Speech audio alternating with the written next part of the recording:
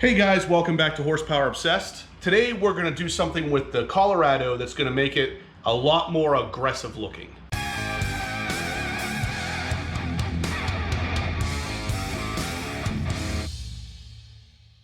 Before we get started, I just wanted to let you guys know I do actually have some channel merchandise if you're interested in purchasing it. I have some HPO vinyl logos, come in red, black, or white. We got the red and black key tags, the black and white key tags, both of which say Horsepower Obsessed on the back.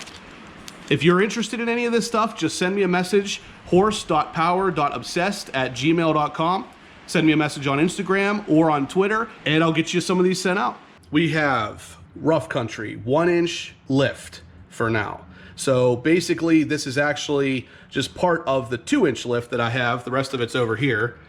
And I'm gonna do just the top spacers for now to see what it looks like, to see if I like how much it levels it out or if I'm gonna need more. I'm gonna paint the calipers red with this G2 red caliper paint, which is some of the best stuff I've ever used as far as caliper paint goes. And I also have the 1.5-inch wheel spacers. This is going to push everything out to give it a real aggressive looking stance and really make it look like a truck. Now, I'm sure you've probably seen in the background here, I do have a Rough Country light bar as well. That will be going on in the next video. All right, so before we get started, I'm actually going to measure this from the ground up to the fender flare here, which is right around 34.5 inches tall.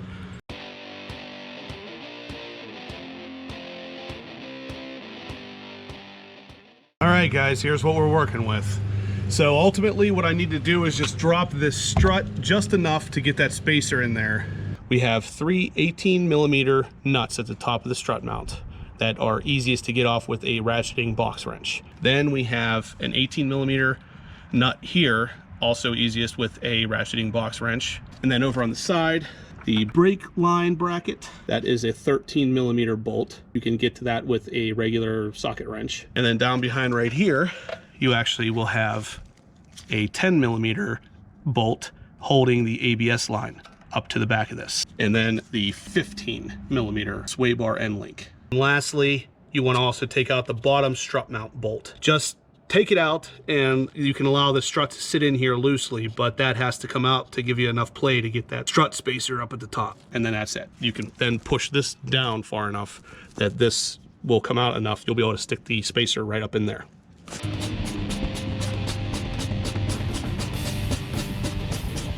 The nut all the way in the back here is kind of tough because this ratchet doesn't move very much. You're turning probably less than a 1/16 of a turn every time. So keep that in mind.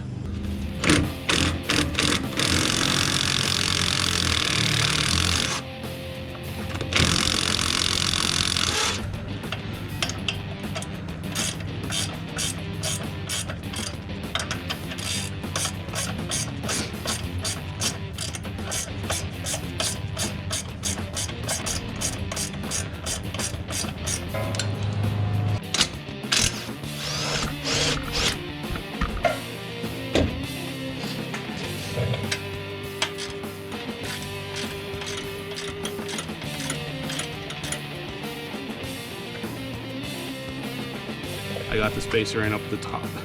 And there's what it looks like. So now we're just gonna put it all back together.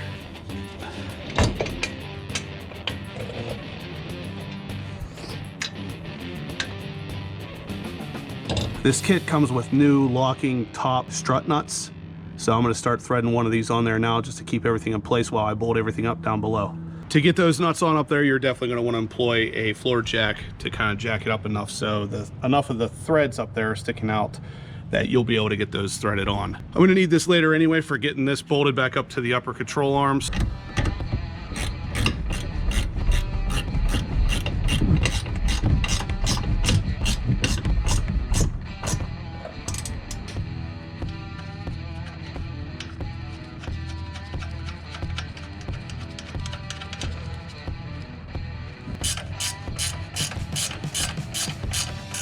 All right, so we got both wheels off, everything's ready to go. We're gonna go ahead and start painting the calipers.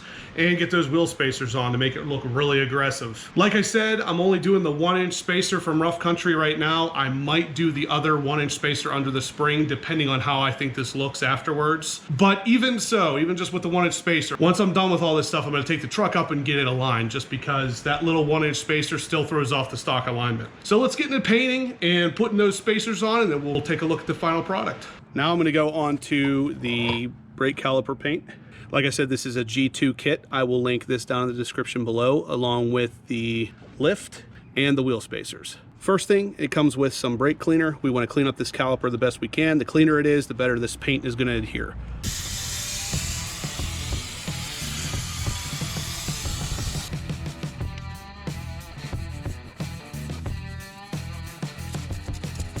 Now while we let that one dry, I'm going to go do the driver's side as well. After the calipers are cleaned and all dried from the brake parts cleaner, we're going to go ahead and mix the paint. So here's the paint, and then here's the curing agent that basically has to be added to this. So it's kind of an epoxy that we're going to be putting on those calipers. And like I said, I've used this stuff in the past and I've always had really good results with it. It covers well, flattens out as it dries, and it lasts a long time. So basically we're going to dump this into here, stir it up, and start painting.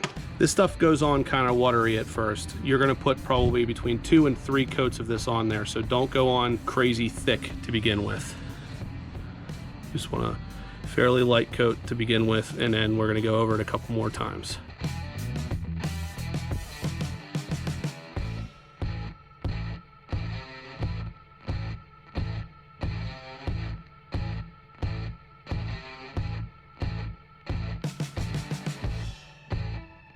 I got both coats on, and honestly, you're only going to need 2, well, at least in red. 2 covers this up perfectly. It looks fantastic. It will look great behind the black wheels. Really just help give it that extra layer of sportiness. Honestly, this wasn't too bad. Just pretty much brushing it on. I mean, if you've ever painted anything, you can do this. The idea is to give it enough time in between the first coat to start the second coat. Otherwise, it's real tacky, so I had to actually wait a little longer than I wanted to, because I started to put on the second coat and it was still pulling up the first coat. So definitely give it probably about 20 minutes in between coats. Next, we're gonna go ahead and put on the wheel spacers. So like I said, these are 1.5-inch thick wheel spacers.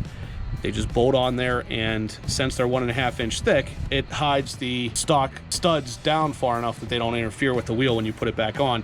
I actually painted these black because they were real bright aluminum, so I just painted the edges of them black to match the wheels so you can't necessarily see them. They're pretty easy to put on. Obviously, we just slide them on like you would a rim, and that's pretty much it. You just bolt them in, torque them down. The torque for the wheels is 140 foot-pounds, and you would do the same for the actual lugs inside here too. So you put these on, torque them down to 140, then you put the wheel on and torque them down to 140.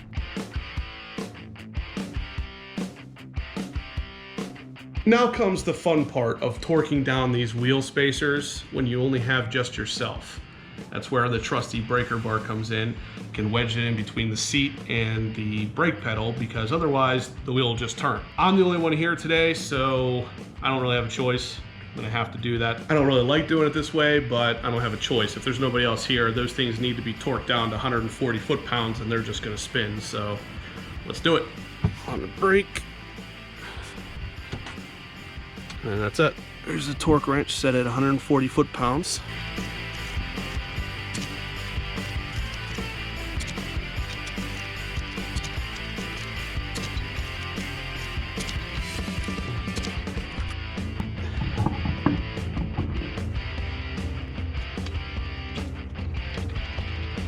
Now for the lug nuts, I actually bought some nylon insert sockets to make sure nothing gets scratched up. The ones that fit the stock lug nuts the best is 7/8. So the nuts on the spacers are actually 19mm, and then the lug nuts for the actual wheels are 7/8.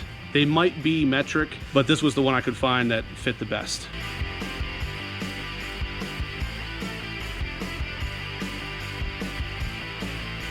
Now, same thing with these. Like I said, we're gonna torque them down to 140 foot-pounds.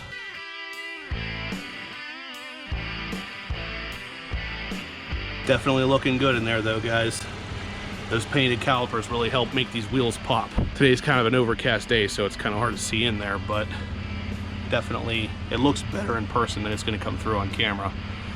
Definitely little things like that that really make the truck look sporty. But check out how much these wheels poke now. I mean, that's only 1.5 inch spacer, and it really helps bring them out to pretty much exactly, maybe a little bit more than the stock fender flares, which is exactly what I wanted. I wanted them to be basically even or a tiny bit outside of the stock fender flares. It definitely looks good.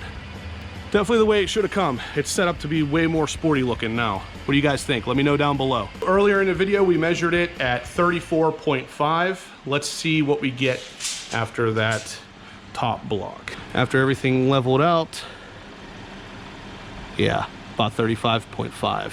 So we gained almost exactly an inch. It's only an inch, but honestly, guys, the way the fender wells look, they look almost perfectly even in the front and back now. So I don't know that a 2 inch is necessarily imperative here, but we're gonna see exactly how it rides and how it grows on me. And if I don't like it, I might add that other 1 inch below the spring. We'll see.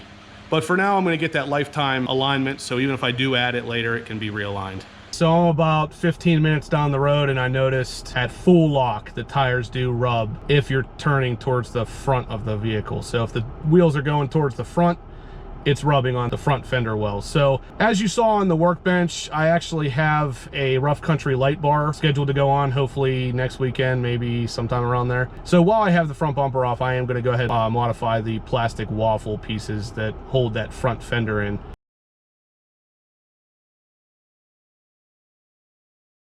You just basically cut them back one level and then bolt the fender in, and that will stop any kind of rubbing. So that's going to be on the agenda as well. So we actually had to come to a different Firestone because that one for some reason wasn't open on Sundays, even though they said they were. So I showed up there and it just had closed on the door.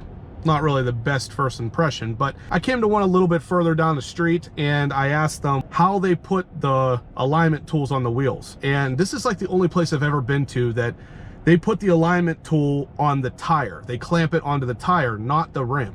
And that's really good because I actually have marks on my Corvette rims from when the dealership did the alignment because they clamp them onto the rims, not the tires.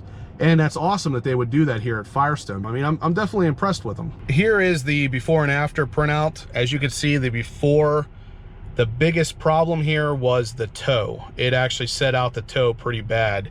And after they got it all corrected. So definitely keep an eye on the toe, especially if you do any kind of larger leveling kit, because this was only an inch and it set off the toe by a good bit. So definitely keep an eye on that. That's pretty much going to do it for today's video. So if you guys have any questions, go ahead and shoot them in the comment section down below.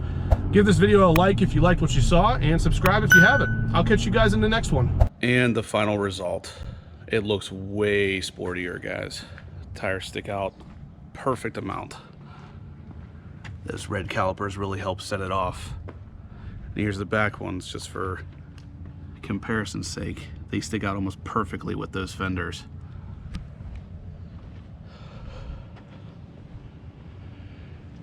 I definitely recommend this setup. It looks great. Honestly, that 1 inch spacer in the front, it is almost perfect. The gap between the front fender in the tire and the rear tire in the fender is almost perfect.